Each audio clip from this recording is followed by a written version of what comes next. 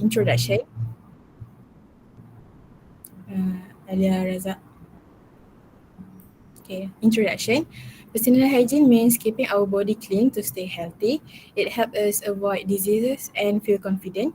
Being clean also make it easier to be around others both at schools and work. So in the context of halal industry, personal hygiene holds even greater importance as it aligns closely with Islamic principle of cleanliness and purity. Halal standard not only govern the permissibility of products but also emphasize hygiene and sanitation throughout production and handling processes.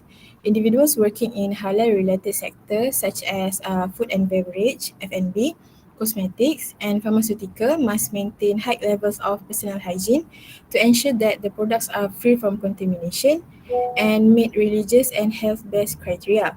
Therefore, good hygiene is a both religious obligation and a professional responsibility in upholding the integrity of the halal status. Okay, next. The definition of personal hygiene. So the first one is personal hygiene is how we take care of our body and health by keeping it clean. It also includes things like bathing, brushing teeth, washing hands, and wearing clean clothes. The second one is Islamic perspective. The definition of personal hygiene is personal hygiene refer to the system of physical cleanliness that is closely tied to spiritual purity, taharah, and act of worship. Next.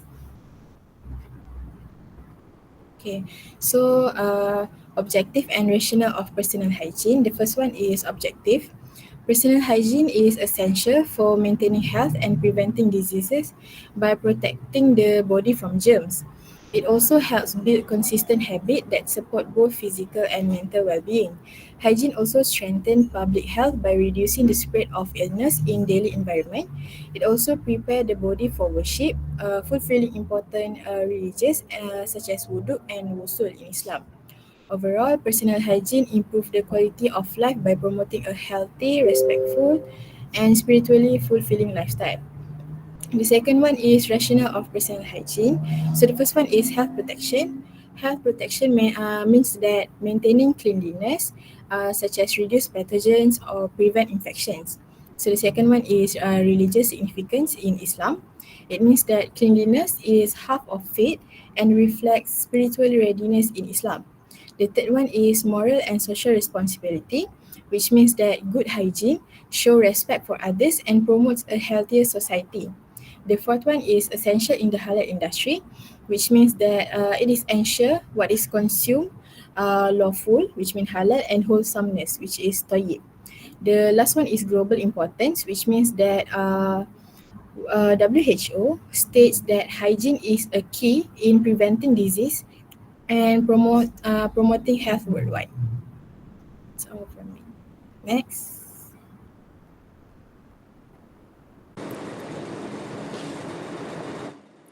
Alright, next we are going to discuss on the personal cleanliness. Alright, so basically personal cleanliness is actually defined as regular care of body, hair, nails, teeth, and clothing.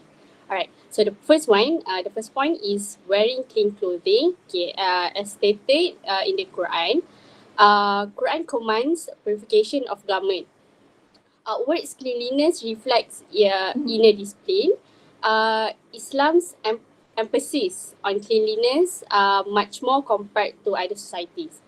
The second one is Sunan al-Fitrah, which is natural practice for hygiene and fitrah, which is known as pure nature, including the first one is removal of pubic hair, which is cleanliness, and recommended whatever method as long as safe and easy for individual.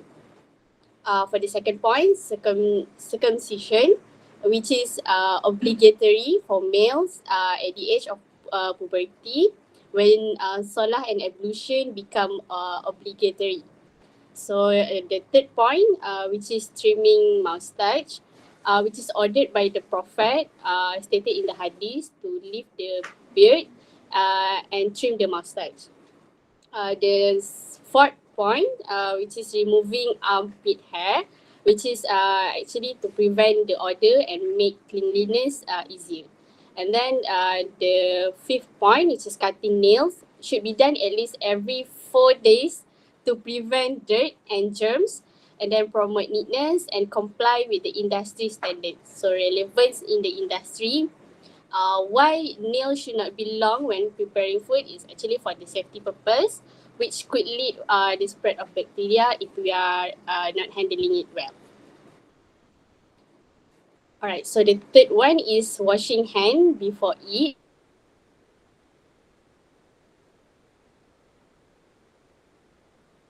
Which is blessing to the household. In this context, wudu is basically for preparing for prayer, which is also can refer to washing hand and mouth.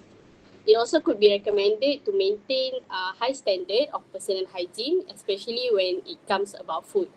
So when we talk about the connection to personal hygiene, which is clean hands, clean heart, washing hands before and after meals prevent the spread of bacteria and illness. The second one, spiritual and physical purity, which is washing hands before meal is rewarded and recognized as an act of faith and submission to Allah's guide.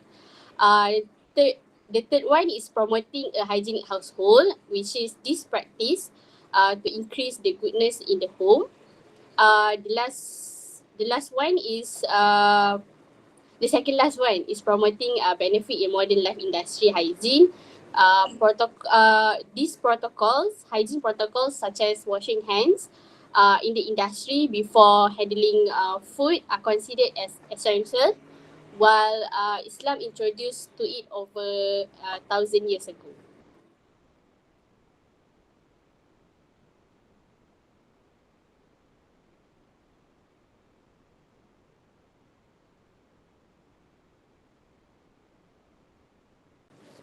Okay, for the fourth one is bathing. One of the ritual purity before performing acts of worship such as prayer. Okay, wusul divide into two. First is daily wusul, which is full body washing, hair and skincare, and also attention in private parts. Second wusul is purification wusul, which is sexual intercourse, menstruation cycle, head, and also postnatal bleeding, nifas. Okay, importance to the food and halal sectors, workers will be disciplined to maintain in daily hygiene and also preventing contamination, bodily and microbial contamination. Third is the workplace will hygiene. Okay, for the fifth one is oral hygiene. Oral hygiene is cleanliness of the mouth to avoid offensive odors. Important to halal sector, it is oral and body cleanliness. Second is environment must be toilet, which is pure and pleasant. Third is it is employee etiquette. Okay, the sixth one is proper manners when one is ill. Okay, first is preventing the spread of infectious disease by not entering infected area. Second is containing the outbreak. Third is we must trust in qadar such as tawakul and ihtiyat. The last one is movement restriction during pandemic such as COVID-19.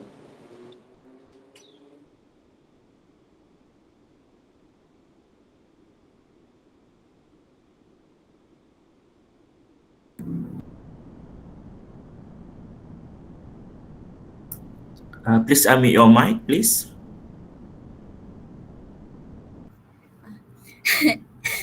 Six ways Islamic personal hygiene and sanitation practices influence the halal food industry. The first one is personal hygiene of food handler. From Islamic perspective, the Prophet Muhammad said cleanliness is half of faith. Islam emphasized personal hygiene as a part of religious duty. Second, impact on the halal industry. The first one is food handler must maintain cleanliness like wash hands, wear clean uniforms and be free from illness. Second one is GMP require workers to be healthy and follow hygiene protocols. And the last one is hand washing is part of standard operating procedure in food safety. This shows that Islamic teachings on cleanliness align directly with modern food safety standard. And the second one is clean and hygienic food preparation. From Islamic perspective, the Quran says eat of the lawful and pure things, Surah Al-Baqarah. This highlights the importance of both halal and tayyib food. And impact on the halal industry, food must be handled and stored hygienically, and equipment and utensils must be clean and free from najis. And the last one, kitchen must maintain strict hygiene standard in line with HACCP. Cleanliness is essential for both health and religious compliance in halal food production. And the third one is sanitation in halal slaughter practices, zabiha. And from the Islamic perspective, the Prophet taught that slaughtering should be done humanly and cleanly. Blood must be fully drained for purity. And impact on the halal industry, the first one is animal must be healthy and slaughtered in a clean environment. Tools must be sterilized and not contaminated. Workers must follow cleanliness and wear appropriate clothing. And HACCP is applied in slaughterhouse to avoid contamination and ensure hygiene. Sanitation is not just a food safety requirement, it is part of fulfilling Islamic slaughtering rules. Next.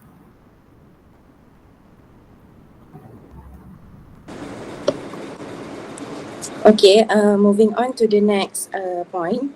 Okay, the fourth one is waste management and environmental hygiene. Okay, from Islamic perspective, the Prophet Muhammad SAW said, removing harmful things from the road is an act of charity. So from this hadith, we can see that Islam promotes proper waste disposal. Next, food waste and contamination should be minimized. Okay, as for impact on halal industry, first, it promotes eco-friendly waste disposal methods. Next, factories must properly dispose of food waste, packaging materials and slaughter byproduct, such as the blood from animal that are slaughtered must be in a proper disposal. Okay, lastly, the halal industry maintain a sustainable and clean environment as it is one of the essential requirement for halal certification. Okay, next is clean water usage in food production. Okay, from Islamic perspective, it is essential in food preparation to use clean and pure water. And then the Prophet Muhammad SAW also forbade polluting water sources, which is a Sahih Muslim. Okay, as for the impact on the halal industry, first, it is a halal certification requirement to use clean water, uncontaminated water in food processing and washing. Next, factories also must ensure proper filtration and sanitation of water used in food and beverage production. Okay, lastly, halal certification and global food safety standard. Okay, from Islamic perspective, hygiene and sanitation are central to halal consumption. As for the impact on the halal industry, first, halal food industries must comply with both Islamic hygiene principles and global food safety standards, which are ISO 22000, HACCP and GMP. Okay, next, regular inspection and audits ensure that hygiene practices meet halal standards. And lastly, cleanliness in production affects consumer trust and international halal food trade. Okay, lastly, to conclude, next. So to conclude, personal hygiene is not only a matter of physical cleanliness, but also an essential part of spiritual purity, social responsibility and ethical living.